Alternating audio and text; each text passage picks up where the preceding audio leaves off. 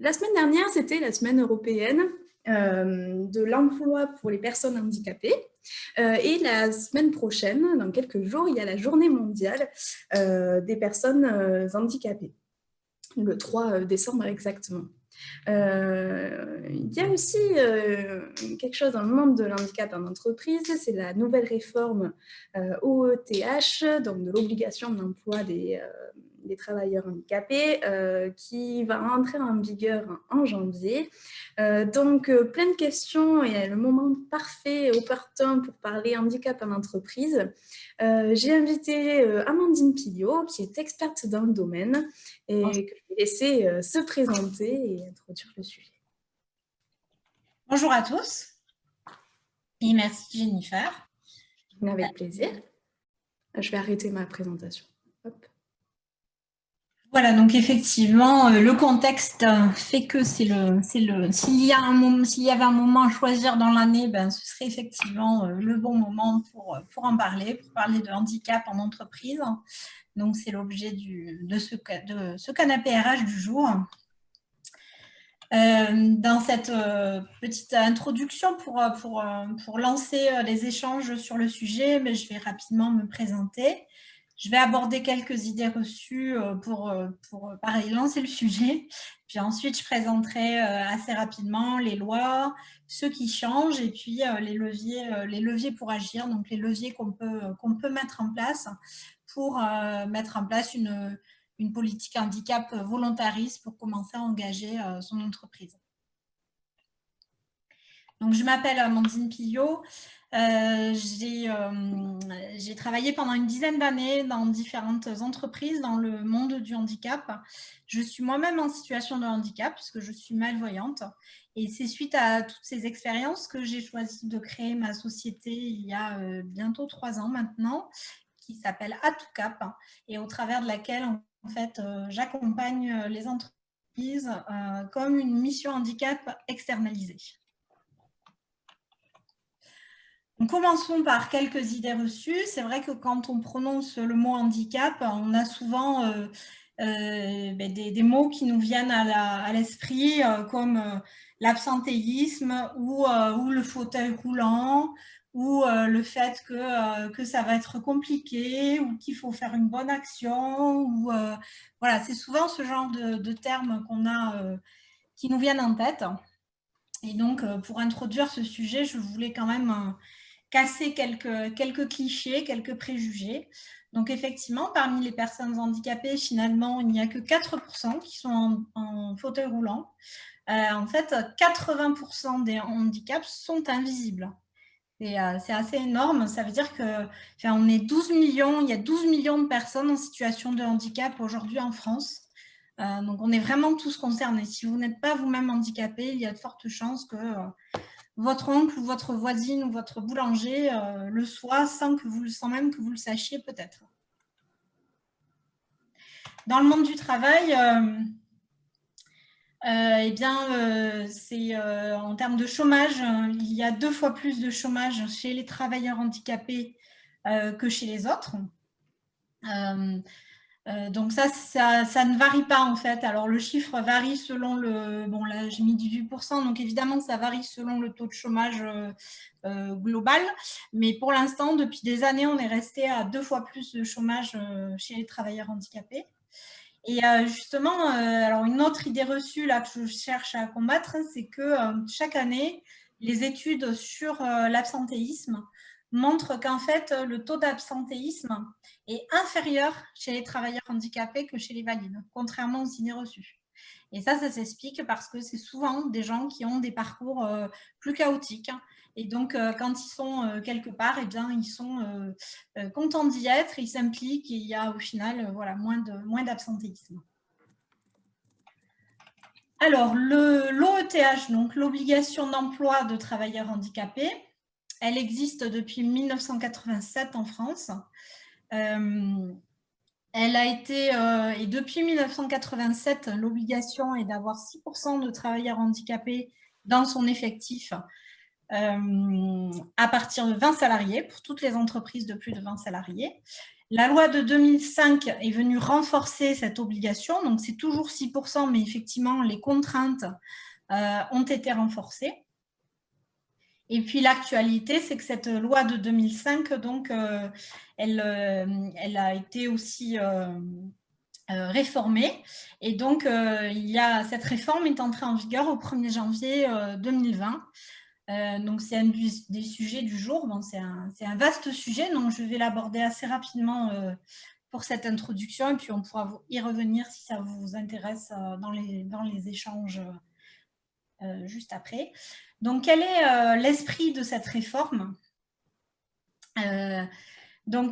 L'objectif de la réforme de l'obligation d'emploi de travailleurs handicapés, c'est vraiment, alors j'en ai indiqué 3 effectivement principales, puisque l'objectif c'est vraiment de renforcer l'emploi direct des travailleurs handicapés. Donc ça, on pourra y revenir, c'est vraiment un des éléments clés. Le taux d'emploi obligatoire est maintenu à 6%, même si désormais il devient révisable uniquement à la hausse, c'est-à-dire que dans 5 ans, éventuellement, on pourra le revoir, mais donc voilà, seulement à la hausse. Et puis, cette réforme avait aussi un objectif de simplification, notamment dans la déclaration. Voilà. Donc là, j'ai un peu détaillé les points clés de cette réforme en listant ce qui change. Bon, comme on a dans l'introduction, je fais vite, mais c'est effectivement pour vous montrer un petit peu de quoi il s'agit et comment on peut en discuter. Donc la déclaration change, effectivement, on ne parle plus de DOTH, mais maintenant ça se fait dans la DSN. Les entités assujetties ne sont plus les établissements, mais les entreprises. Donc ça peut changer beaucoup de choses dans certains cas. Sur les bénéficiaires, le changement est infime. Mais donc voilà, sur la moyenne annuelle, je fais vraiment une liste très très rapide sur laquelle on pourra revenir si ça vous intéresse après. La sous-traitance, là, c'est un des gros points qui change. On ne parle plus d'unité bénéficiaire, par exemple, mais il y a toujours un intérêt à faire appel à la sous-traitance. Les déductions évoluent un petit peu. Les accords d'entreprise sont désormais limités en quantité à 2. Et puis, il y a des changements aussi de terminologie. Voilà en bref. Et donc, voilà, si c'est un sujet, on pourra tout à fait continuer là-dessus. Je voulais aussi indiquer dans l'actualité législative qu'il y a une nouvelle obligation depuis septembre 2018 dans toutes les entreprises de plus de 250 salariés. Il est obligatoire de désigner un référent handicap qui peut être interne ou externalisé. Et qui donc sera en charge effectivement de la politique handicap en interne. Alors, quels sont les bénéfices d'une politique handicap volontariste, puisque là, on a parlé des aspects légaux qui sont évidemment importants, mais peut-être qu'il y en a d'autres, peut-être qu'on a vu quelques idées reçues, peut-être qu'on peut se dire que ça peut être intéressant de mettre en place une telle politique handicap pour d'autres raisons que la question financière et légale. Alors effectivement, ça permet de faire des économies, puisque quand on ne respecte pas l'obligation d'emploi, on doit verser une contribution qui peut assez vite être élevée à la GFIP. Donc en agissant en interne, eh bien, ça permet de faire des économies tout en respectant la loi. Mais ça permet aussi, bien sûr, d'être mis en avant dans sa marque employeur, ce qui peut être intéressant. On peut l'utiliser en communication interne, externe, en communiquant sur ses valeurs et sur son engagement RSE, puisque le handicap, en fait, c'est un des piliers de la RSE, ça en fait partie, la responsabilité sociale et sociétale des entreprises. Et enfin, c'est même une clé pour la performance, puisque ça crée du lien et ça enrichit réellement les équipes. Tous les témoignages convergent dans ce sens-là. Donc, il y a vraiment de nombreux bénéfices à mettre en place une telle politique. Et donc, comme promis aussi, je voudrais terminer, évidemment, on y reviendra si ça vous intéresse, par les leviers. Donc, comment on peut agir pour mettre en place une telle politique et pour respecter la loi, faire des économies et puis tout ce qu'on vient de voir. Donc, effectivement, il y a un gros volet RH qui nous concerne. Mais il n'y a pas que le recrutement. D'ailleurs, le recrutement de travailleurs handicapés, on va le voir dans un deuxième temps. D'abord, en fait, on conseille de commencer par ce qui va être de la formation, de la sensibilisation, essayer de faire en sorte que les équipes et les managers deviennent handi accueillants. Et tout ça, c'est parce qu'en fait, si la direction et où le service RH décide de recruter des travailleurs handicapés pour respecter l'obligation d'emploi tout seul dans son coin, et ben il y a des chances que ça fonctionne mal parce que l'intégration peut-être ne se fera pas comme il faut. Voilà. Donc effectivement, sensibiliser les équipes avant pour qu'elles soient prêtes à accueillir de nouveaux collaborateurs en situation de handicap, c'est ça qui est le plus pertinent. D'autant plus que toutes ces actions en interne de sensibilisation, formation, communication, libération de la parole, enfin voilà, souvent dans beaucoup d'entreprises qui n'est pas encore engagées, ça permet de faire émerger des RQTH. Alors je l'ai noté là, mais qu'est-ce que ça veut dire? Ça veut dire que dans toutes les entreprises, il y a des collaborateurs qui sont en situation de handicap et qui ne l'ont pas déclaré. Alors, il y a 3 raisons à ça principales. Il y en a qui l'assument pas vraiment et qui le savent très bien, mais ont décidé qu'ils ne le diraient jamais. Il y en a qui le savent et qui simplement en fait ont peur d'être discriminés, placardisés, freinés et qui préfèrent le cacher. Et enfin, il y a aussi une catégorie, les handicaps sont très très multiples. Il y a aussi donc des personnes qui ont des pathologies et qui ne savent pas qu'elles peuvent être reconnues comme handicap. Et donc, le fait de communiquer en interne, de sensibiliser, ça peut permettre aussi d'avoir des RQTH, donc reconnaissance de la qualité de travailleur handicapé, qui vont être déclarés au sein de l'entreprise avec des collaborateurs que vous avez déjà. Parce qu'ils vont se dire, tiens, mon entreprise m'engage, c'est chouette, je vais enfin pouvoir me déclarer, j'ai plus besoin de me cacher. Ou alors, ils vont se dire,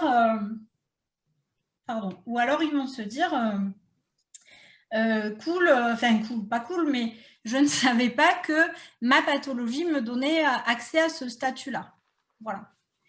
Et ensuite, on pourra aussi envisager une phase de recrutement adaptée, puisque ça aussi, ça se travaille. Il y a plusieurs façons de faire, mais ça se travaille. J'en profite pour préciser que, compte tenu du contexte sanitaire, une aide au recrutement des travailleurs handicapés a été mise en place depuis septembre jusqu'en février. Le gouvernement vient d'annoncer que c'était prolongé jusqu'en juin 2021. Pour toute embauche d'un travailleur handicapé, il peut y avoir une aide donc à l'embauche jusqu'à 4 000 € en CDI et puis CDD et CDI jusqu'à 4 000 €. Voilà, j'ai signalé donc là aussi que on en a déjà un peu parlé de la communication. Effectivement, on a beaucoup parlé de la communication interne avec la sensibilisation et le rédactionnel, par exemple.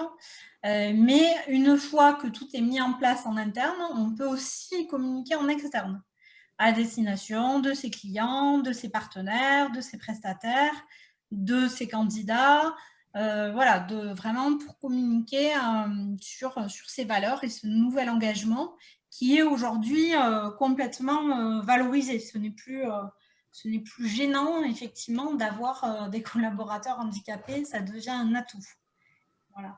Et enfin, le dernier axe, qui concerne un peu moins les RH, mais sur lequel les RH peuvent être moteurs, c'est le fait de développer les achats, ce que j'ai appelé les achats responsables. Donc, ça veut dire la sous-traitance, en fait, aux ESAT. Alors, les ESAT, ce sont les anciens CAT, aux entreprises adaptées ou aux travailleurs indépendants handicapés.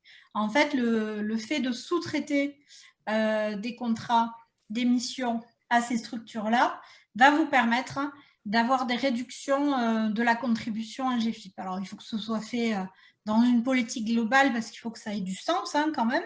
Mais voilà, il y a des intérêts financiers à développer ça. Voilà ce que je voulais vous dire en introduction. Bon, j'ai balayé un champ très large pour qu'on puisse avoir des échanges riches, je l'espère. C'est un très vaste sujet, mais voilà, il y a les deux aspects principaux. C'est vraiment cette réforme qui est entrée en vigueur au 1er janvier 2020. Et puis ces éléments pour comment on fait concrètement. Ok, je veux mettre en place aujourd'hui une politique handicap. Par quoi je commence, comment je m'y prends, quelles sont les étapes en interne. Voilà. Super, merci beaucoup Amandine pour cette super intro. Alors justement, effectivement, on peut lancer les échanges. Alors qui aurait peut-être une question ou voudrait partager une expérience avec nous?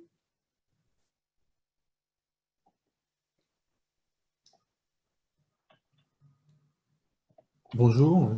Bonjour Lionel. Bonjour, donc Lionel, je suis travailleur handicapé, reconnu en qualité de travailleur handicapé inférieur à 50%.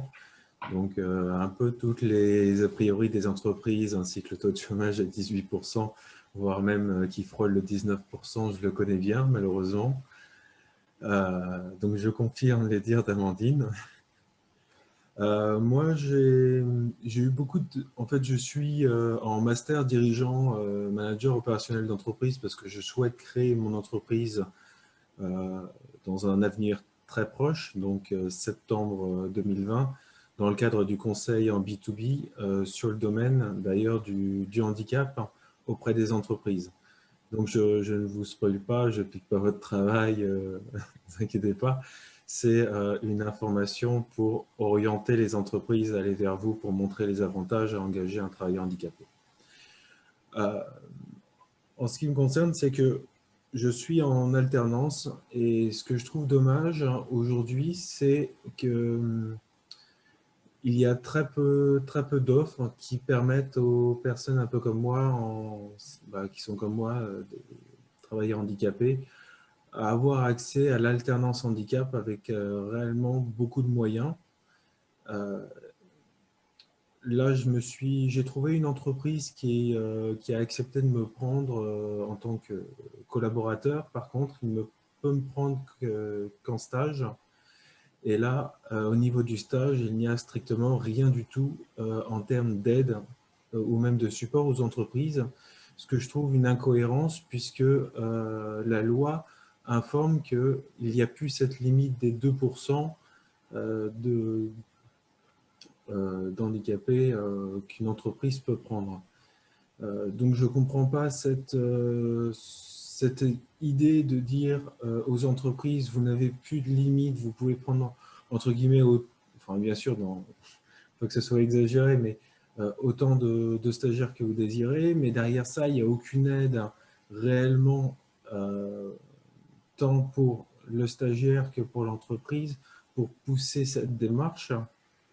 Et l'alternance handicap, il y a quelques aides, mais j'ai l'impression qu'elles ont tendance à faire un peu du yo-yo. Donc, ma première question, c'est est-ce qu'un jour, il va y avoir une démarche réelle dans ce sens-là?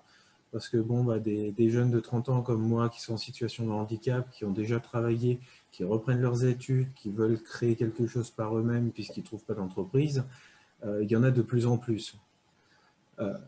Donc ça, c'était la première question vis-à-vis de ma situation personnelle. Donc je ne sais pas si vous avez des éléments de réponse ou pas. Alors, ce que je peux répondre,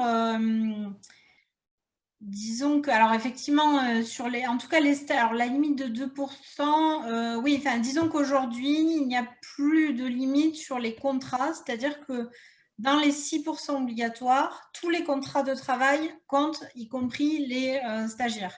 Donc, effectivement, il n'y a pas de limite, donc vous pouvez, en théorie, vous pourriez n'avoir que des stagiaires en situation de handicap pour combler les 6%. Donc ça c'est vrai. Et effectivement, c'est plus compliqué d'avoir des adaptations de poste en stage, hein, c'est vrai.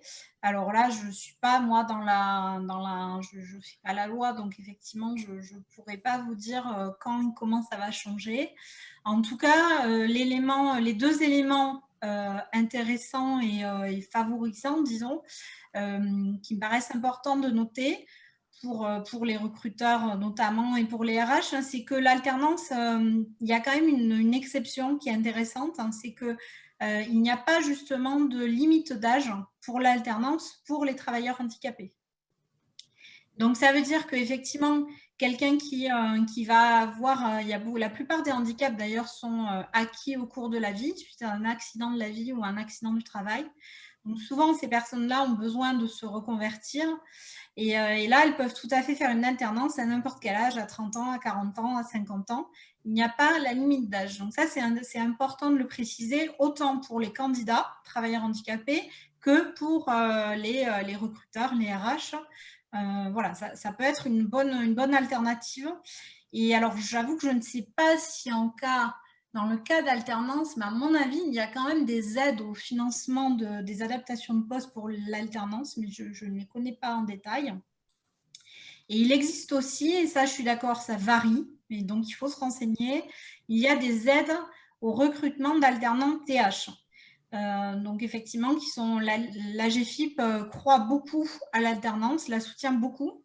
Et donc, il y a régulièrement des aides à l'embauche d'alternants, donc des subventions pour le financier, pour les entreprises, comme celle que j'ai indiquée tout à l'heure pour le recrutement de CDI ou CDD.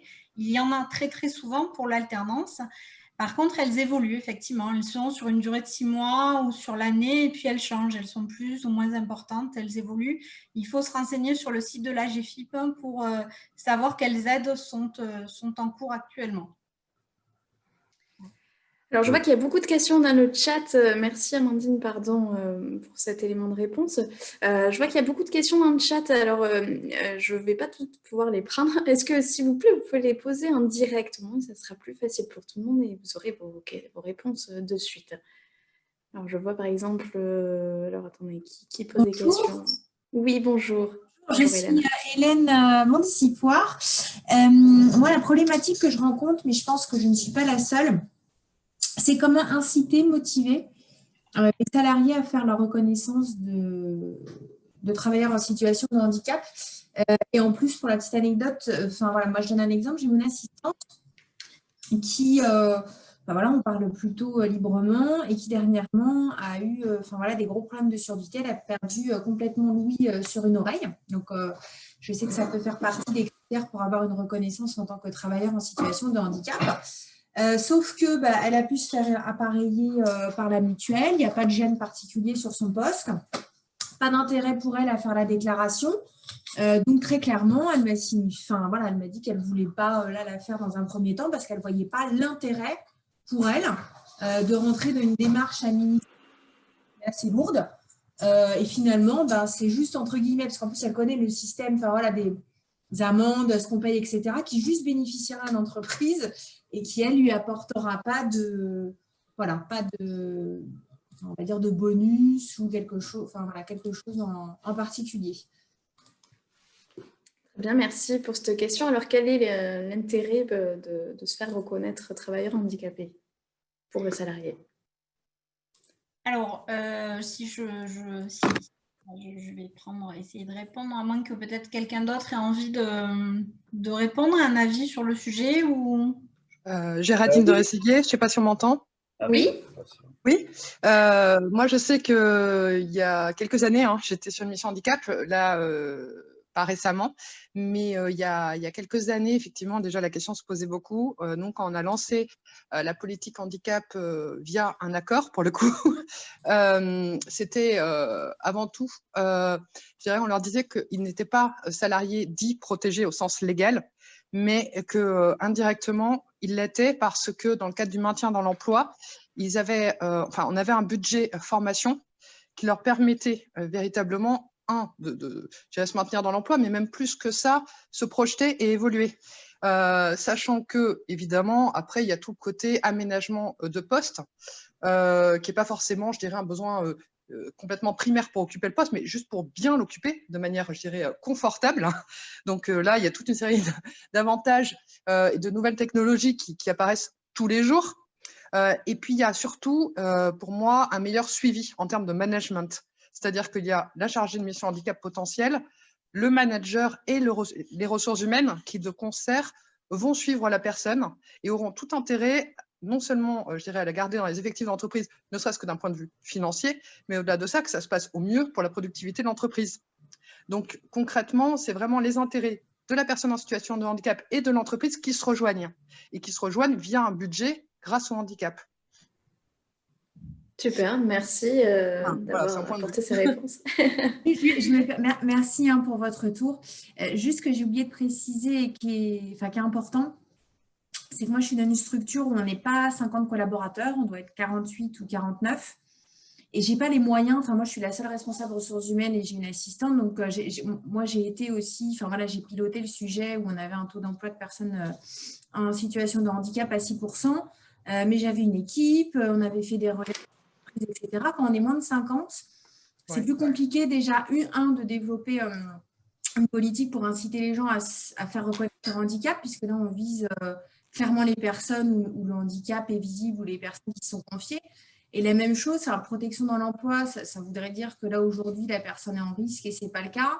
On est moins de 50, donc des perspectives d'évolution professionnelle, il n'y en a pas, il y en a pas des masses, il peut y avoir quelques opportunités. Et puis, meilleur suivi par le manager.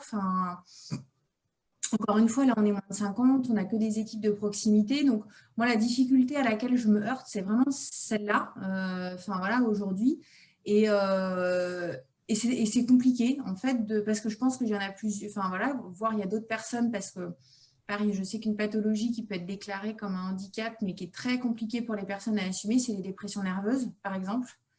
Et je pense que la loi, elle impose le même pourcentage à tout le monde. Et moi, vraiment, là, ça fait 2 ans que je suis dans une petite structure. Et dans la petite structure, je sais c'est pas vous qui faites la loi, mais moi, je le vis vraiment comme quelque chose de punitif plutôt que incitatif, parce que les problématiques ne sont pas les mêmes. Et même s'il y a la volonté de faire, et en plus, c'est pas pour autant parce qu'on n'a pas de personnes déclarées qu'on n'a pas de personnes en situation de handicap. Mais après, je pourrais comprendre qu'il n'y a pas forcément d'astuces ou d'autres choses à me conseiller. Honnêtement, moi, c'est vrai que c'était dans une grosse structure, donc je rejoins complètement ce que vous venez de dire en me projetant sur une petite structure.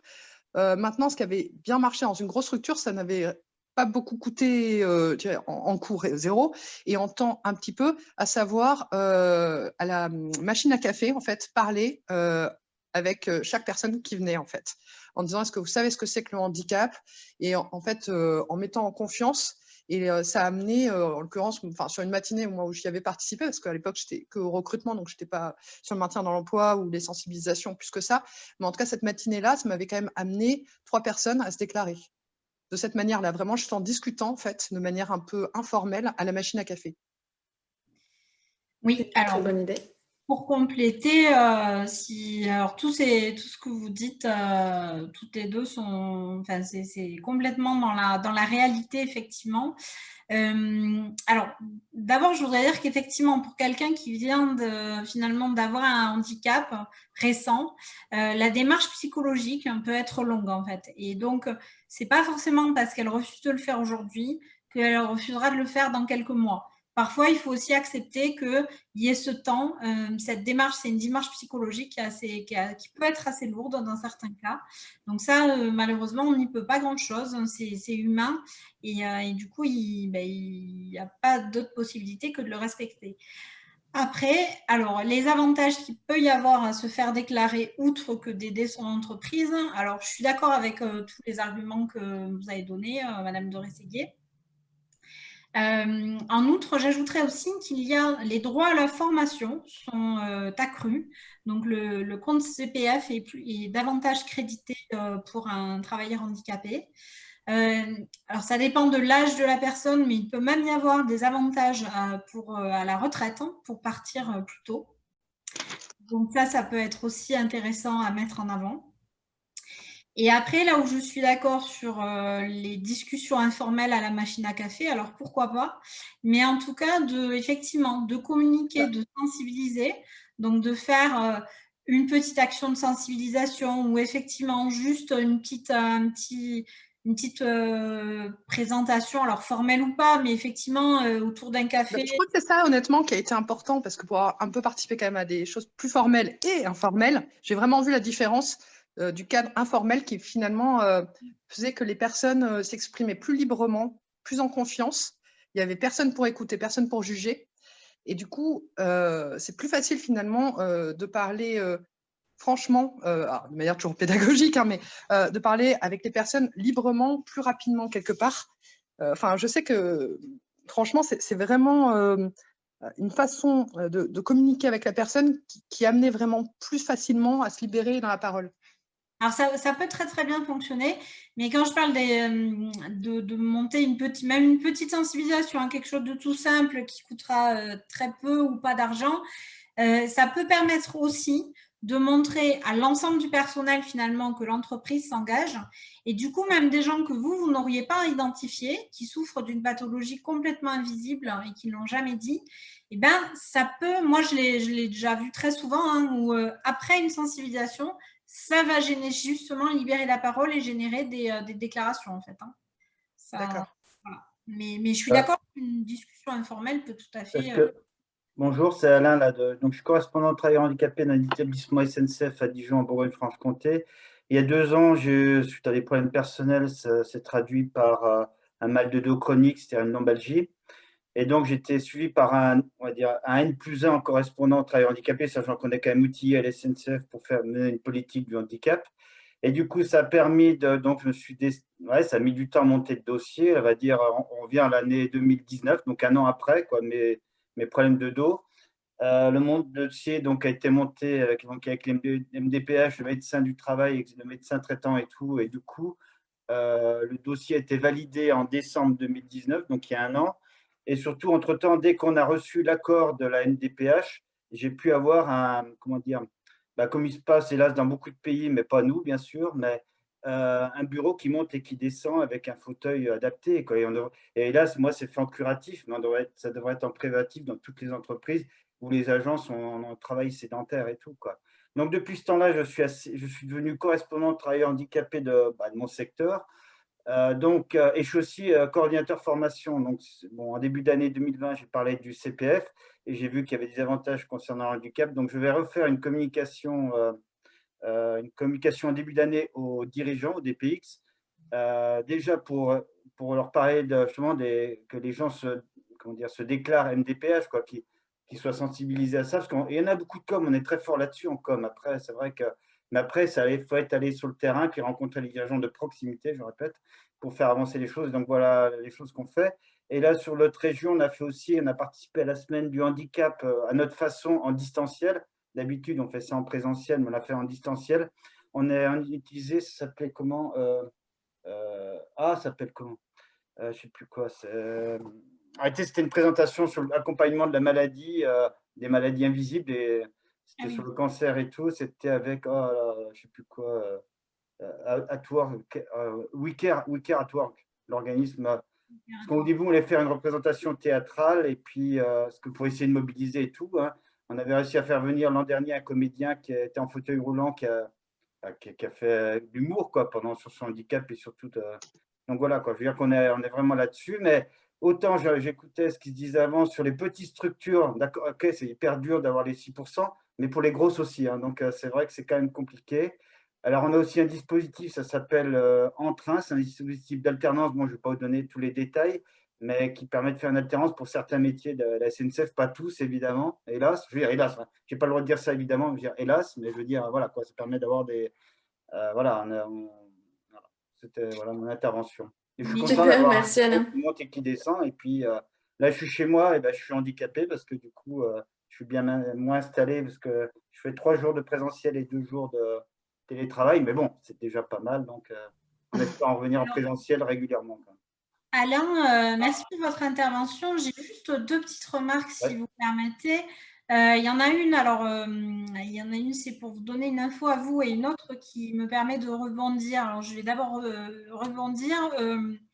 Effectivement, vous avez parlé de votre dossier MDPH. Donc, le dossier pour demander sa reconnaissance de la qualité de travailleur handicapé, il est à compléter et à renvoyer à la MDPH. Il y a ensuite, en moyenne, selon les MDPH, donc c'est la maison départementale des handicaps, donc ça dépend du département où vous vivez, il y a en moyenne entre 4 et 6 mois de délai. C'était ça, 4 mois. Il faut savoir que le dossier, il est relativement... il est tout à fait faisable, mais il est quand même conséquent. Donc, un axe aussi, enfin, un argument à donner à vos collaborateurs, ça peut être de leur proposer de l'aide. Alors, soit par vous-même, soit par une assistante sociale, ça peut les rassurer aussi.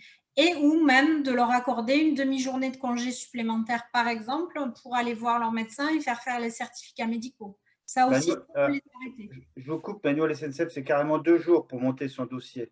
Voilà. Oui, là, je parle plus pour une petite structure. Je sais qu'à la SNCF, il y a pas mal de mesures. C'est vrai qu'on a les moyens, mais du coup, c'est vrai que c'est 2 jours. Du coup, voilà. Je souhaite poser une question pour une personne qui n'a pas de micro. Oui. Bonjour, je suis Laurie Blaise-Martin, donc je suis recruteur à mon compte et j'étais responsable mission handicap d'une entreprise, donc j'ai vu pas mal d'actions, notamment les jours dédiés pour les personnes en situation de handicap reconnues au sein de l'entreprise. Et donc la question est la suivante, y a-t-il eu un report de paiement des 6% pour l'année 2020 à cause du confinement? Donc, à ma connaissance, non, mais voilà. Selon vous, est-ce qu'il serait possible? Alors, à ma connaissance non plus, il n'y a pas eu de report des contributions et de ce qui doit être payé en 2020 pour l'année 2019 et de même pour l'instant, pas d'annonce pour l'année 2020 qui sera payée début 2021. À ce sujet-là, pas d'annonce. En 2020, la DOETH de 2019, il y avait eu un délai qui avait été accordé dû au premier confinement.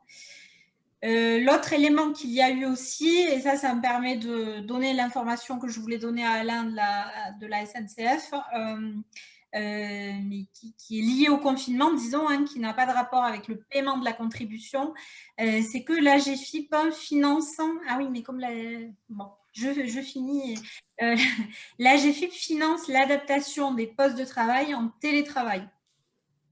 Super intéressant. Et je suis au courant de cette histoire-là, si tu veux. Après, il y a l'histoire qu'après, comment on va rebondir après ce confinement, on espère qu'il se terminera. Moi, c'est vrai que je suis mieux au travail. Moi, ça me permet de me déplacer, de marcher pour aller jusqu'à mon travail, parce que j'ai de la chance d'être un quart d'heure à pied de mon lieu de travail. Et donc, voilà, après, je pense que… Mais on m'a déjà parlé de ça, d'adapter mon poste de travail en télétravail. On est d'accord. Après, la SNCF étant sous accord, ce serait à elle de le financer, mais bon, il n'y aurait sûrement pas de problème. Mais, non, il n'y aurait pas. Mais après, bon, voilà, moi, je suis bien distant. J'aime bien être au travail, moi. Donc, du coup, mais pour d'autres entreprises, du coup, en tout cas, sachez qu'il y a cette aide, il y a, je pense qu'elle est toujours en vigueur, il y a cette aide pour financer l'adaptation des postes de travail en télétravail.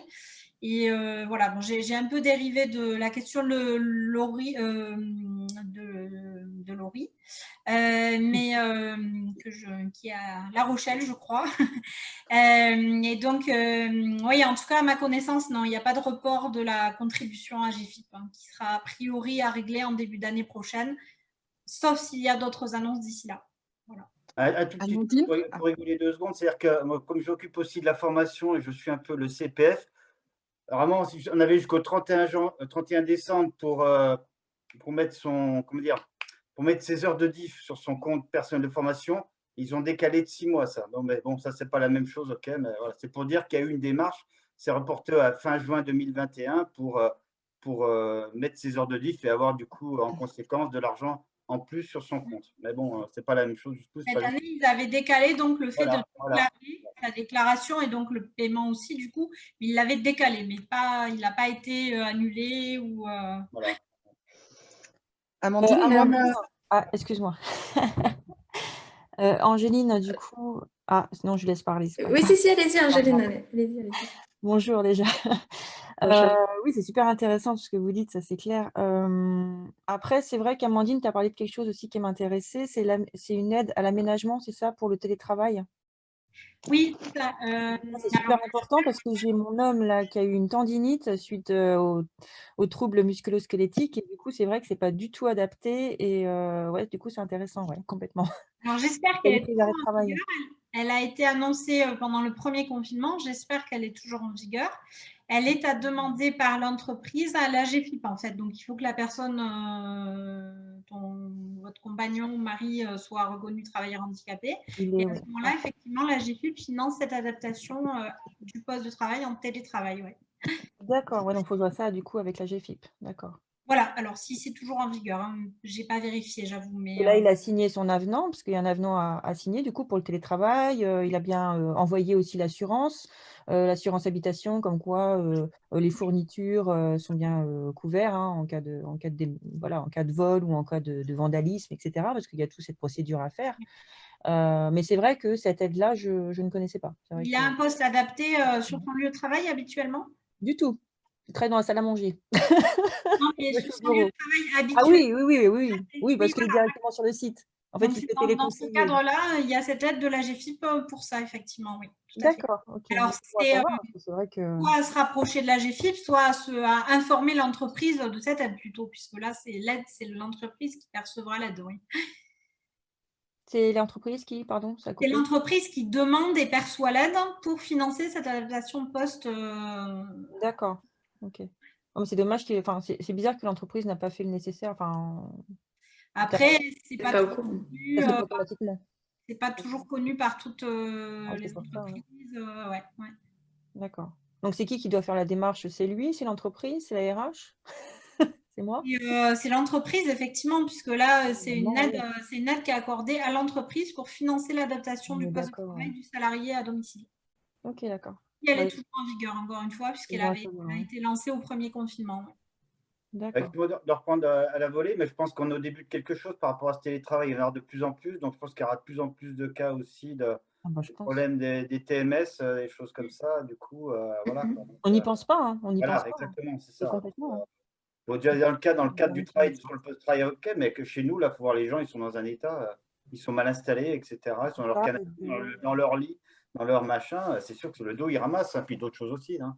Puis, parlons pas de l'aspect psychologique, mais ça, c'est un sujet. Oui, on va avoir des surprises, on va avoir des surprises. Non, mais c'est vrai, physiquement, psychologiquement, c'est vrai, complètement. Je vois qu'il reste une quinzaine de minutes. Oui, quelqu'un voudrait lancer un j'aimerais autre sujet. Bah, merci en tout cas.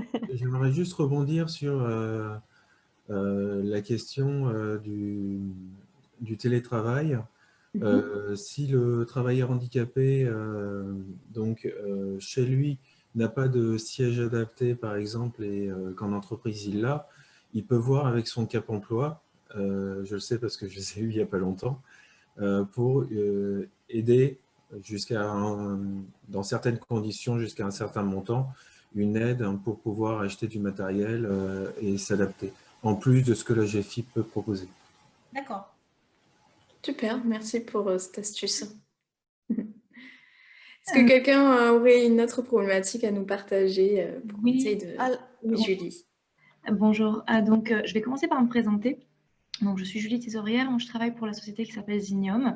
On est dans la recherche et le développement. On est filiale d'un grand groupe, mais on est tout petit et on est vraiment à part de ce groupe. Donc, on a passé les seuils il y a peu de temps.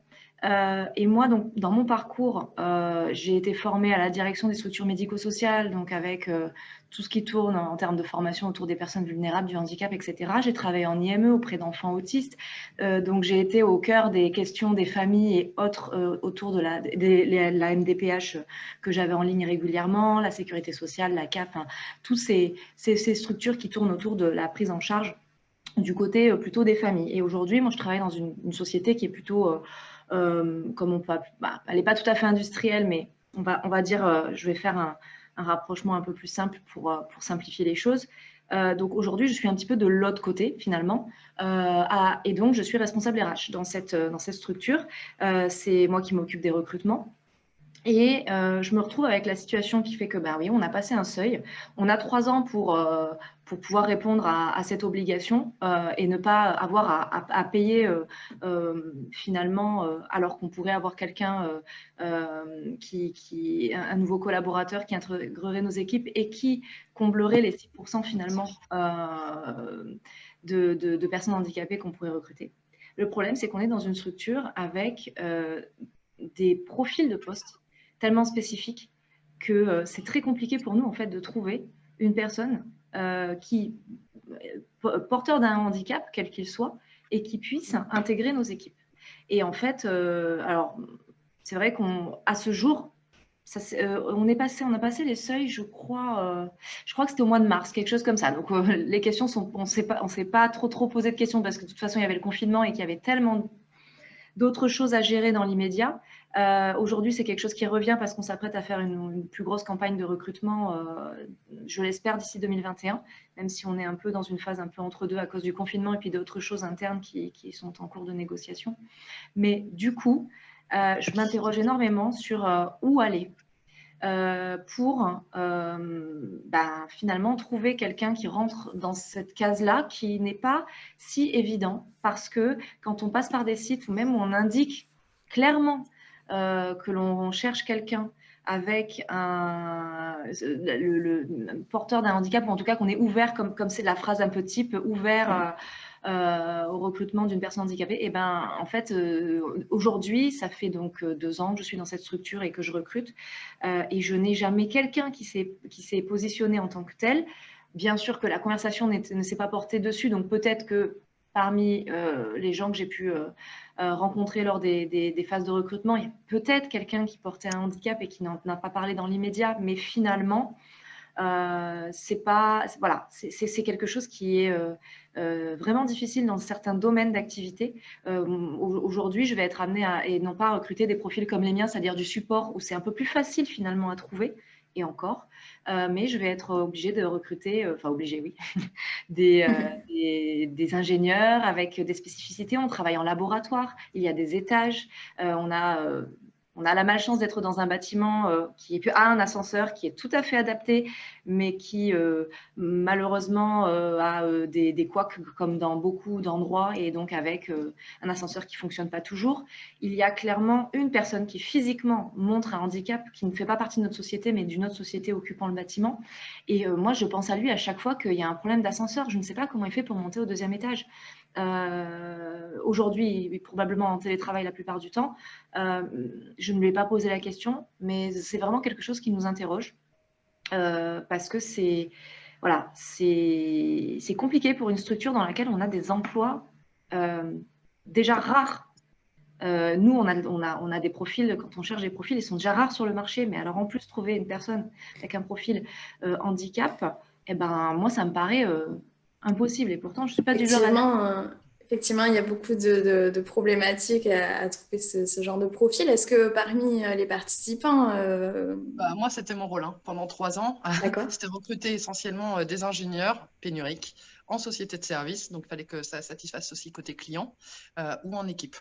Donc des profils réellement pénuriques, c'est le cas de le dire, sachant que la mission handicap de la société n'était pas du tout reconnue, c'était le premier accord, et c'est pour ça qu'on a créé mon poste en fait. C'est vrai que c'était un travail à temps plein déjà.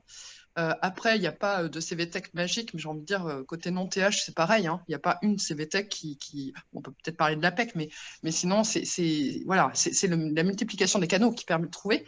Et puis, la multiplication aussi de la communication. Moi, l'idée, c'était de faire connaître déjà la mission handicap, mais au-delà de ça, à ramener les candidats justement pénuriques et pas en recherche d'emploi vers nous, c'était de notamment faire des posts LinkedIn en disant en gros, c'est quoi être un travailleur en situation de handicap déjà, que les personnes qui l'ignorent puissent avoir l'information et commencent à être quelque part à l'aise pour en parler en entretien, parce que le sujet était par contre systématiquement évoqué en entretien pour amener quand même à savoir quand une personne pouvait prétendre à une RQTH, on insistait quand même lourdement dessus. Et puis, donc sur les posts LinkedIn, autant on présentait qu'était le handicap en tant que tel, au travail, mais aussi les postes qu'on pouvait proposer. Et en fait, c'est l'adéquation des deux. Puis ensuite des salons parce qu'il y a aussi les salons, hein, type les mardis du handicap avec Job in Life qui fonctionnent quand même pas trop mal. Et par exemple, par ce biais-là, j'avais eu des ingénieurs. La CVTech emploi spécialisée, la GFIP aussi, Monster, où on peut, d'ailleurs comme pour la PEC, hein, marquer RQTH en mots-clés. Ne le marquent pas tous, mais il y en a quand même beaucoup qui le marquent.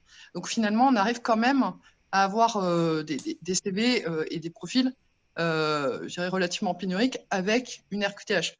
Avec aussi certains candidats, ça c'est pas souvent dit, mais qui jouent de leur handicap et mettent leur handicap en avant leurs compétences. Il faut arriver aussi à trouver la bonne personne au-delà, je dirais, du CV. Mais en tout cas, autant ça demande beaucoup de travail, parce que pour mettre à l'aise un candidat en situation de handicap et le faire parler, ça prend du temps. Je pense notamment aux troubles autistiques. Généralement, c'est des bons ingénieurs à côté de ça, techniquement parlant. Mais si on y prend le temps, on arrive à trouver. Ok. Ouais, après, voilà, c'est la question est souvent la question du temps, qui n'est pas toujours souvent. Enfin, moi, alors j'ai été en cabinet de recrutement et c'était déjà pour la veille en entreprise, pour hier ou avant-hier. Bon, là, on a un petit peu de temps pour préparer. Là, c'est encore différent. C'est les embauches sur plan et bon, c'est un peu. Voilà. Bon, on a un petit peu de temps pour préparer quand même là, mais bon, il y a d'autres choses qui se jouent de notre côté. Après, nous, la particularité, on est en région parisienne. Et et je trouve que, alors moi là je me place plutôt à la place de quelqu'un qui peut avoir une problématique de handicap quel qu'il soit.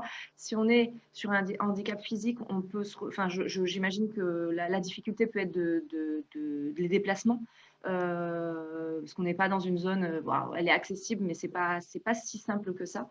Et après une problématique voilà de distance. Peut-être plus que dans les régions, enfin j'en sais rien en fait, je m'interroge si est-ce que c'est ça qui rend la chose difficile aussi, peut-être parce qu'on est en région parisienne. Excusez-moi, c'est en région parisienne exactement. Alors attendez, parce que je crois qu'il y a Madame de Rességuier qui a posé. Pardon, non, c'était juste pour rebondir parce que c'est vrai que on est dans le 91 sur le plateau de Saclay dans le 91. C'est loin de Boulogne-Billancourt, moi je suis toulousain, mais j'ai moi je suis là depuis très longtemps, mais en gros c'est le sud c'est au nord. En dessous de Versailles. Donc c'est quand même relativement bien desservi, non, en termes de transport en commun? C'est desservi, ça va. Mais moi, je ne l'expérimente pas pour quelqu'un qui serait porteur d'un handicap, je ne sais pas. Alors, je pense plutôt au handicap physique, bien entendu. Mais voilà, je ne sais pas. C'est une interrogation et je m'interroge à savoir si quelqu'un a eu je ne sais pas, le temps d'étudier peut-être cette question-là. Est-ce qu'il y a plus de difficultés parce que c'est la région parisienne ou pas spécialement? Non, moi honnêtement, je recrutais pour toute la France, je n'avais pas plus de difficultés en région parisienne. Enfin, en tout cas, concernant les ingénieurs et fonctions support pour une société de conseil en ingénierie de taille significative. Voilà. Okay, excusez-moi, oui. Alors, je vois que Madame voulait prendre la... Oui, merci Laurence Dubois.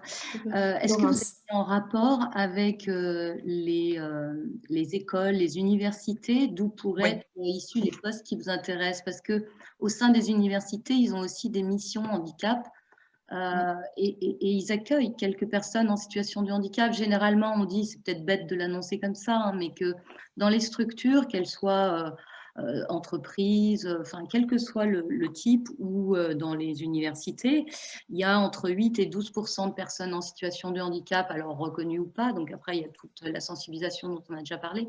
Mais peut-être que ces écoles d'ingénieurs ou de postes qui pourraient correspondre à vos besoins pourraient venir en aide à votre politique de recrutement de personnes en situation de handicap. Oui, alors effectivement, on est en lien avec certaines écoles, tout à fait, et c'est vrai que c'est pas quelque chose qu'on a encore démarré. En tout cas, le lien sur ce plan-là n'a pas été fait, et je pense que c'est une bonne piste enfin, en tout cas, je le note parce que c'est une bonne piste à envisager. Merci. Alors, c'est tout à fait la piste que j'avais donnée aussi, hein, de vous rapprocher des universités ou des écoles, des gens, des profils que vous recherchez.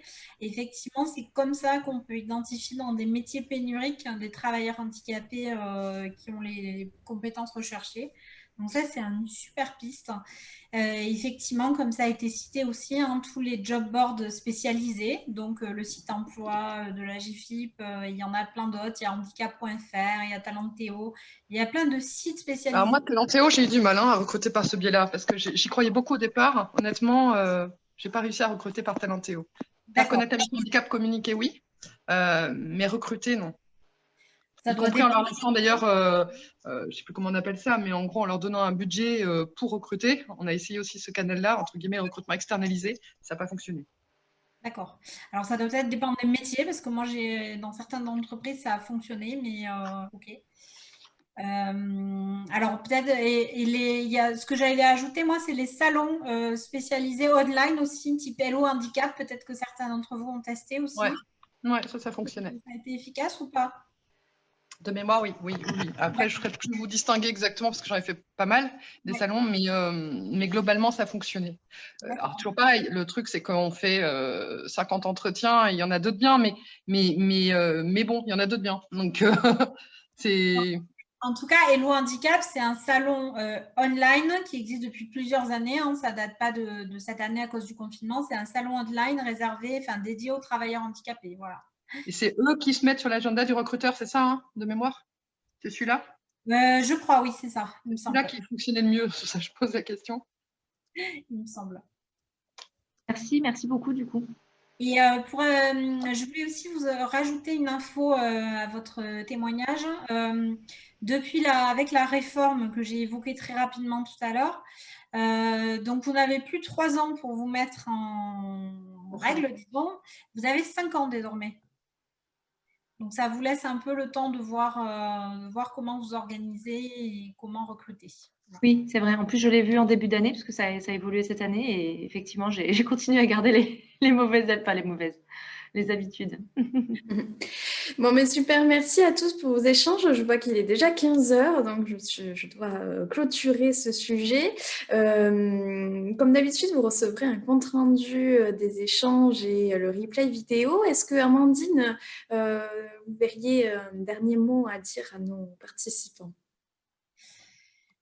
Écoutez, je trouve que les échanges ont été riches et intéressants. J'espère avoir pu aussi vous donner quelques pistes complémentaires. Et puis, je reste à votre disposition, d'ailleurs, notamment via LinkedIn, par exemple, où je suis assez active. Si vous avez d'autres questions, si vous voulez préciser certains sujets, voilà. Et puis, en tout cas, vous retrouverez tout ça dans le compte-rendu et ou dans le replay aussi.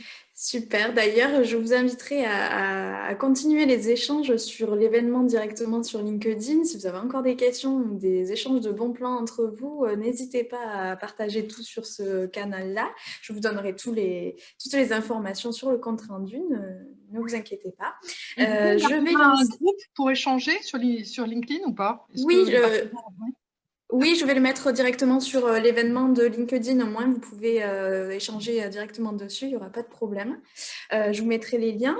Je vous donne rendez-vous le 15 décembre pour le dernier canapé RH de l'année, où nous referons la restitution d'une enquête RH que nous lançons dès cette semaine, la grande enquête RH Eurecia.